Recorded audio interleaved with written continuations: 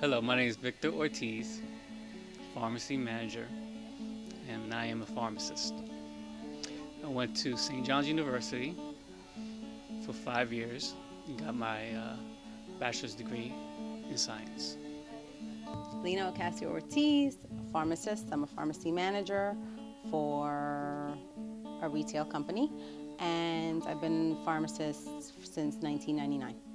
My name is Rena Verghese. I'm a pharmacist and I've been working for the past 1.5 years. I completed my PharmD at the University of Maryland, and I actually worked as an intern for the last 2 years, 1 year in hospital pharmacy and 1 year in a retail setting. And after that, I actually completed my degree and started in the retail setting. My name's Adam. I'm a pharmacy technician. I've been working for over 14 years now as a technician. Preparation more is just learning on the job. When I started, they trained me, and just by doing things and doing the training courses, I learned over time. My name's Francine Pak, and I'm a pharmacy intern, and I work at a retail pharmacy. I'm in pharmacy school. I'm in the PharmD program, which is 6 years, so I'm in my 5th year.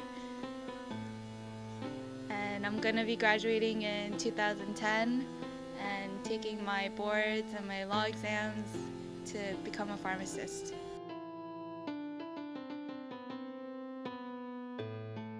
The difference between pharmacists, pharmacy technicians, and interns are the pharmacist is the primary verifier and dispenser of medications. Technicians assist the pharmacist in filling prescriptions and dispensing medications, and interns are apprentices to the pharmacist. They're studying to become a pharmacist. Pharmacist is the head in the pharmacy department. They're the ones who actually counsel the patients and verify the prescriptions, make sure the right things are going to the right patient. The technicians are assistants. We do work in the pharmacy underneath the supervision of the pharmacist. A technician and an intern, they do similar work, but the intern is allowed to do, take prescriptions over the phone. They're allowed to take the refills for the patients, all under the supervision of the pharmacist. But the pharmacist has to check everything, double check all our work, and basically supervise us and make sure everything is going smoothly and correctly.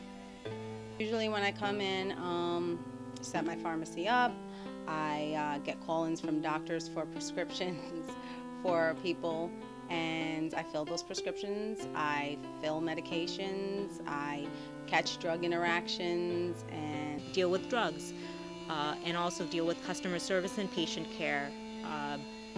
When you're filling a prescription, you want to make sure there are no drug interactions and there's no side effects that you can potentially foresee with the patient. You want to make sure it's an appropriate drug for the patient. Not only that, making sure if there is an issue, calling the prescriber, making them aware of the issue, hopefully changing the medication if you needed to change the medication. And obviously customer service is a huge issue in terms of retail setting, answering questions and things of that sort.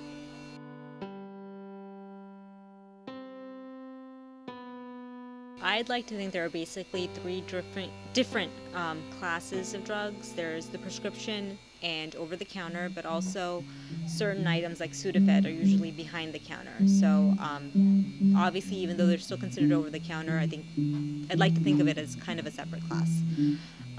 Basically, when you think of prescription medications, there's controlled items and non-controlled items. In the controlled class, there's actually 5 different classes. The first C1 you really never see. They're very, very, very highly controlled, never basically even seen in a pharmacy. So you basically see C2 through C5. those are kept in a safe, and those are for dire reasons, for a lot of pain medications, your codeine medications, your morphines. Those are your C2s. Then you have your C3 through 5s. They also can be addictive. They have an addictive trait to them. However, they're not as habit forming as a C2 would be. And those are your basic benzodiazepines, your sedatives, your your cough medications that have codeine in it, different medications like that. OTC drugs, even though taken at higher doses, they could be dangerous to the public, but in most cases, if taken as prescribed on the box, they are safer drugs. So they don't have to be regulated, and they customers just pick up and purchase the medication. And there's drugs that contain pseudoephedrine, and that's regulated by the government. Now you have to present a license, driver's license, or any kind of photo ID in order to purchase the medication. You're allowed up to 9 grams every 30 days. So if you go to one pharmacy and get it purchase a pseudoephedrine product, and you were to go to another pharmacy to get a pseudoephedrine product, they already have on record that you have purchased it at one location already.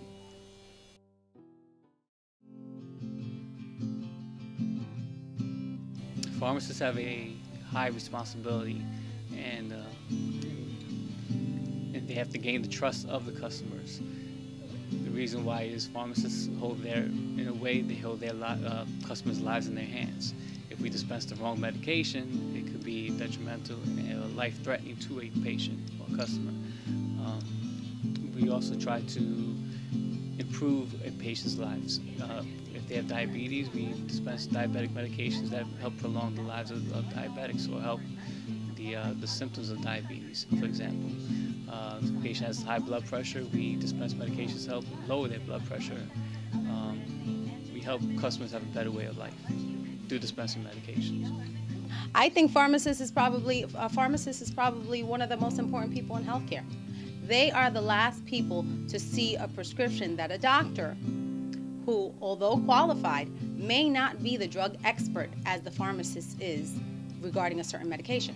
So a doctor prescribes an antibiotic for a patient, and then it comes to us. And it's our job to make sure that that medication is prescribed in the correct dosage, in the correct form, for the correct disease state, and that it doesn't have any interactions with any other medications. See, MDs are not always aware of all the interactions that can occur between two medications. So when I come and I have a prescription given to me, I feel like the customer has just handed me their health in my hands, and I need to treat it as such.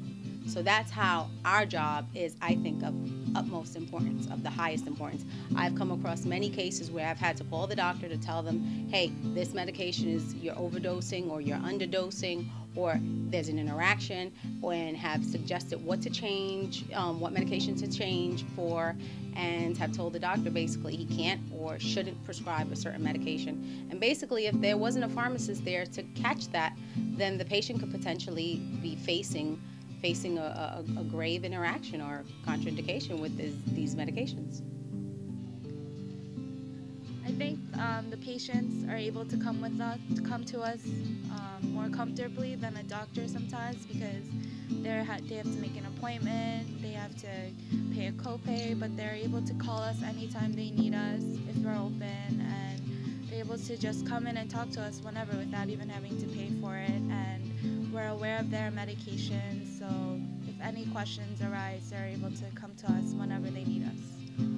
Not one particular, but just things that, a story that kind of has happened a few times, like someone comes in maybe on a Sunday or late at night with an emergency, and like they're out of pills, or the regular pharmacy is closed, say, and they need something, they have to have it, so you kind of page the doctor, you get the information from them, set them up in the computer, you page the doctor out, you kind of tell the doctor what's going on, he can like maybe give you emergency supply or whatever, and it's really appreciated, because when you like help someone, when a patient thinks they're out of hope and they're not going to get their medicine, and you can kind of take care of it for them, and like they're so thankful, like then you appreciate that. It is sometimes your day you get yelled at a lot about prices of drugs and everything, but when you can have one patient who really appreciates what you do and you kind of like make their day, then that makes it worthwhile. That makes up for some of the more stressful aspects of the job. When I was actually a final year pharmacy student, and I was in a retail setting, and I had a gentleman who didn't know English very well, and he just wanted a little bit of help in terms of what his medications were, when to take them, and to differentiate between them, because he had no idea. So I sat down with him for about a half hour and just went through every medication, when to take it, how best to take it. I labeled them in large print for him because he was, a little bit, he couldn't read small print. And he started crying at the end of it because he's told me that nobody ever helped him like this. So that's one story, how I think, even something small can make a difference in a person's life because they may not get help from anywhere else.